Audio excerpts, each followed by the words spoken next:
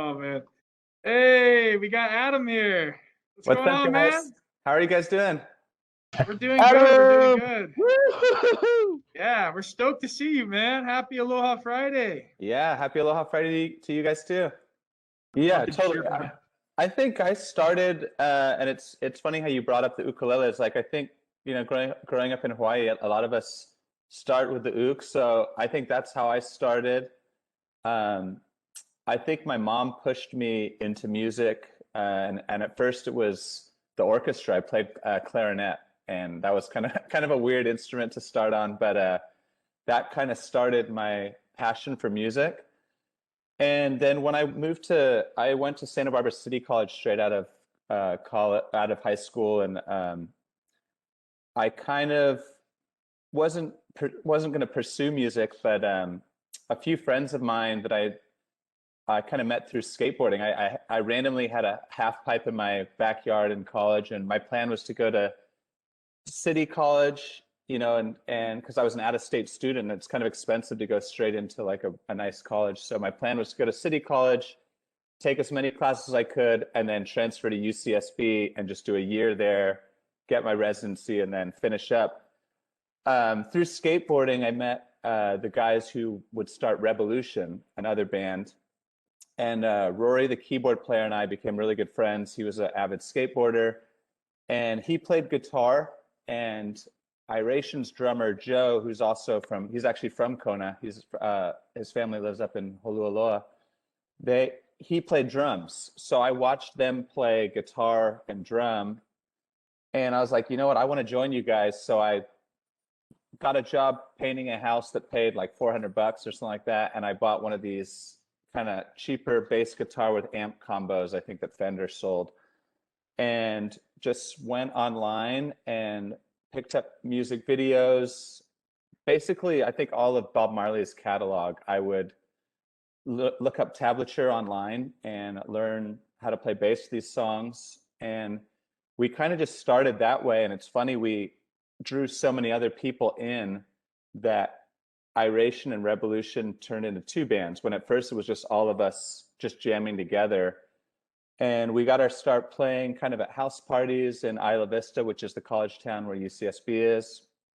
And right around the time I was about to graduate, we were kind of, playing a few bars and clubs, but not for like a ton of money, usually like $1,000 or less. And I remember Micah Micah's the singer of Iration. He approached me and he was like, Adam, sit down and listen to this song. And he wrote the song Falling, which was like a big radio hit in Hawaii for a long time.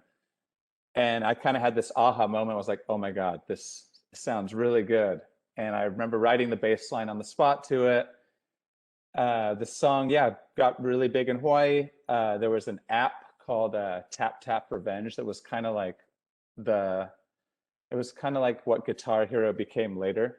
But because it was an easy song, iPhone picked that up, and I have this really distinct memory of playing at the Roxy Theater, which is a famous rock and roll club on Sunset Boulevard in Los Angeles.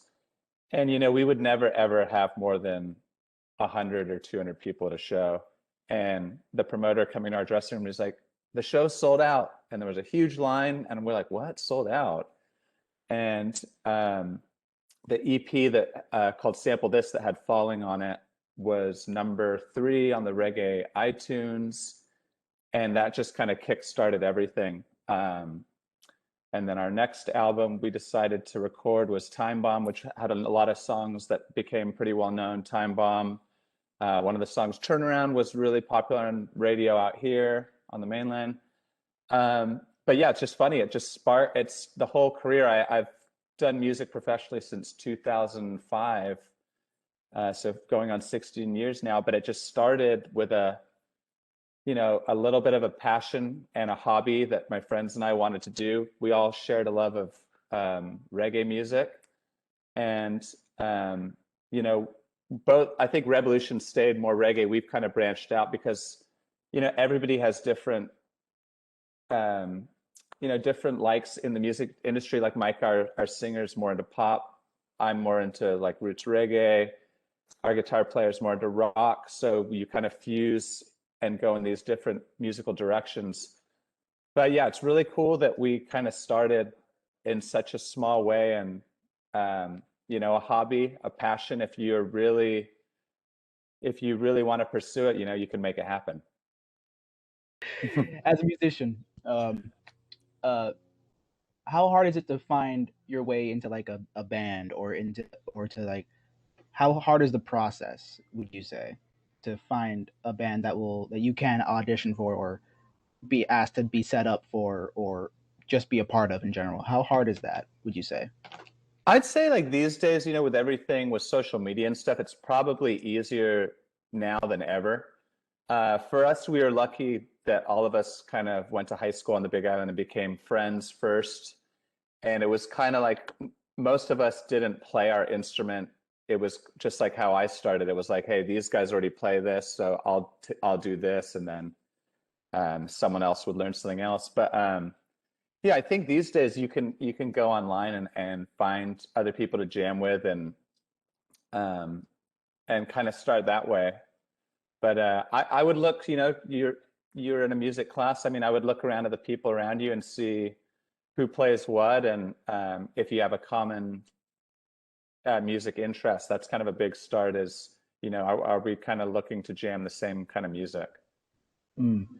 Hmm. We got a good one from Elijah. I'm just gonna relay it for him. But his question was, did you ever have like moments where like you wanted to quit or like felt overwhelmed, and like what kind of like helped you like stick through it? Like, you go through a lot, I feel like when you're progressing with a band. So that's a good question, To- Elijah. yeah, totally. And that happened a bunch, especially in the beginning.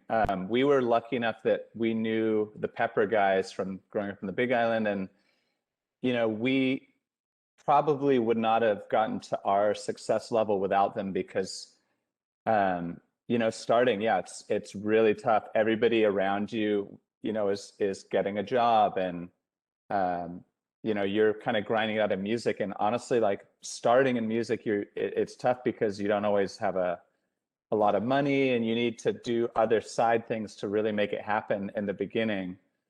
But you also, I mean, if you really have a feeling, and I think this applies to anything in the workplace or even in anything in life, if you are motivated and you feel like this is your passion and this is what you want to do, and you go for it gung ho, even if you're not making it at first, you'll be happy, rather than if you do something else and you're always kind of regretting, like, oh, what if I had gone for it? And it's like, while you guys are young, if you want to pursue music, this is the best time to do it. But yeah, there's always been those moments that'll pop up and you're like, oh my goodness, am I wasting time? Should I do this? But now it's like I just bought a house this year through music, and like I have probably what I would call the best job ever. Like I was just snowboarding, and you get to meet all these people, and um, like I have a endorsement by Fender guitars, so I can get all these bass guitars that I couldn't have ever afforded when I was starting out. So yeah, you'll get those feelings, but I think you always have this feeling in the back of in your head or whatever. If you feel like, hey, this is what I want to do and I have to do it, I would always listen to that gut feeling.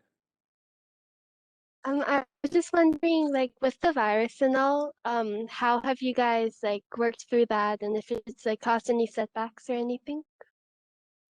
Yeah, so I mean, we're a touring band, so that's, even if you're putting out music and, you have merch and stuff like that, that's how you kind of keep everything afloat. And a band at our level, uh, we have an agency who books the shows, so that's all like been put on hold, and, management, and um, below us, you've got like a sound engineer, a lighting director, your merch manager, my guitar tech. So there's all these people that need to keep getting paid to keep the business afloat. So a lot of us, we took a small pay cut financially just to keep everything afloat. But to stay creative and relevant, what we've been doing is we write a lot, doing just stuff like this via Zoom. And we also do a lot of just making beats where, we each have our own little, recording setup. And, you can do this with something as simple on your computer's GarageBand, which is what I kind of always started on. And we share in a Google Doc beats, and we see if people like them, and, we tweak them. And so that we're always writing, and, we're not just kind of sitting here and staying idle, but like we also are putting out a dub remix album on the 7th. And so, we're taking songs that we'd already written before the pandemic, and we're having engineers remix them. So, we're doing a bunch of stuff to kind of stay active. But yeah, it is tough. Like, not most of the times when you're writing an album, we sit in a room together, and you have these pre-production days where we have just a keyboard setup where you can make a drum beat or make just a rhythm line. And